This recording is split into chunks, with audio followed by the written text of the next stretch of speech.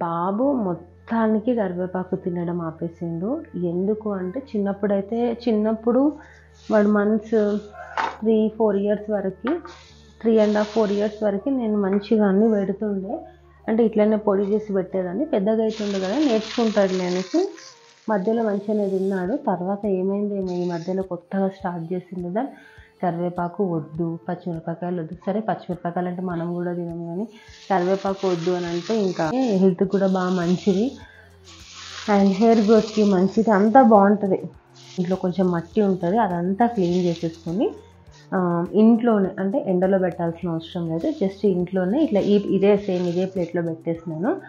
అయితే ఒక 2 days పెట్టేసుకున్నాను. ఇది 3rd day. కొంచెం సౌండ్ వింటున్నారు ఎట్లా వస్తుందో, ఇంకొంచెం కావాలి. సో ఇంకొక 2-3 days ఎక్కువ ఉన్నా కూడా కొంచెం ఏమంటాము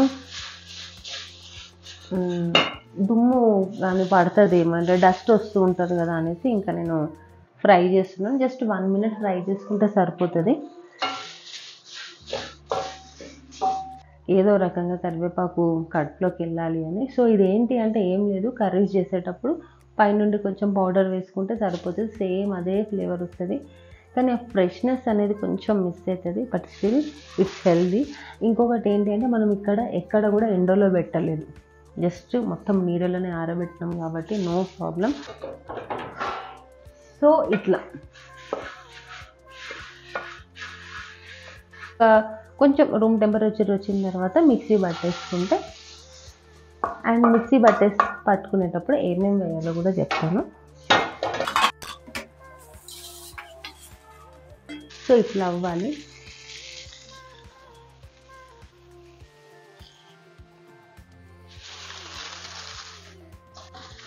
ఈ పనులన్నీ బాబు స్కూల్కి వెళ్ళిన తర్వాత ఇంకా పెట్టుకుంటాను. జస్ట్ ఒక్కసారి మిక్సీలో తిప్పుకుంటే సరిపోతుంది, కానీ వీటితో పాటు మనం ఇంకొన్ని కూడా యాడ్ చేద్దాము, అది కూడా నేను చూపిస్తాను. సో మ్యాక్సిమం నేను ఇది అన్ని కర్రీస్లో వేస్తాను, అన్నిట్లలో వేస్తాను. చిన్నప్పుడైతే మంచిగా మాట వినేది, కానీ ఇప్పుడు మాత్రం అసలు ఫుడ్ విషయంలో బాగా ప్రాబ్లం అవుతుంది. ఇది వద్దు అది వద్దు, ప్రతిదానికి వంకలు పెట్టడం స్టార్ట్ అయింది. పెద్దగా అవుతుంది కదా, అండ్ స్కూల్లో కూడా పిల్లల్ని చూస్తూ ఉంటారు కదా. సో ఏదో రకంగా కడుపులోకి వెళ్ళాలంటే ఇంకేదైనా ఇట్లాంటిది ఏదైనా ఫాలో అవ్వాల్సిందే, ఇట్లా చేసి పెట్టాల్సిందే. సింపుల్. అయితే దీన్ని ఇంకా కొంచెం మనం పౌడర్ చేసుకుందాము. జస్ట్ ఒక 2 minutesలో అయిపోతుంది. అంటే జస్ట్ వాషింగ్ ప్రాసెస్ అనేది కొంచెం ఎక్కువ ఉంటుంది, కానీ అదర్ దాన్ దట్ ఇది చాలా సింపుల్ ప్రాసెస్. సో మీరు కూడా మీ పిల్లలకి ఒకవేళ ఇట్లా కరివేపాకు తినను ఇవన్నీ చేస్తే తీసి పక్కకు పెట్టేస్తే మాత్రం ఏం వరి అవ్వాల్సిన అవసరం.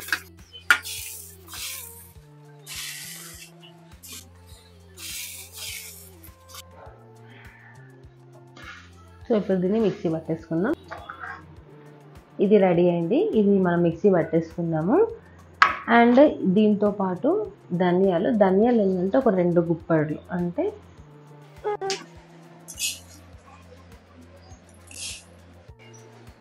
సో 2 గుప్పెళ్ళు ధనియాలు కూడా వేసేసుకుని కొంచెం ఫ్రై చేసుకుంటే సరిపోతుంది, ఎక్కువ కూడా అవసరం లేదు.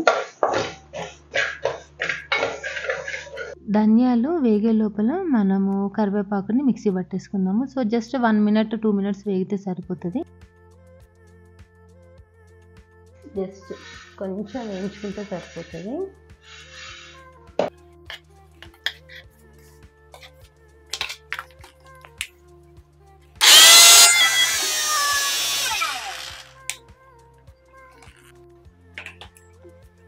స్మెల్ అయితే చాలా బాగుంటుంది.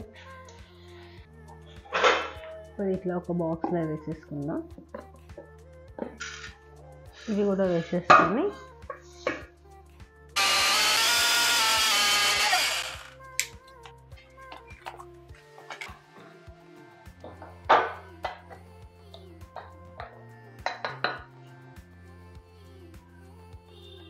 ఎంత మంచి స్మెల్ వస్తుందంటే అంత బాగుంటుంది. దీంట్లో మిక్స్ చేసేసి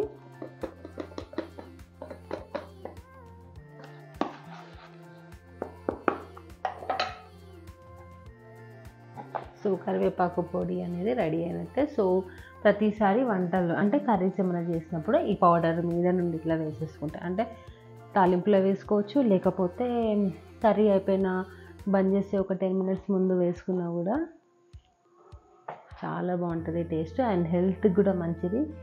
ఇకపై పిల్లలు కరివేపాకు ఎక్కడ ఉన్నదని చూసి తీసి పక్కన పెట్టాల్సిన అవసరమే ఉండదు.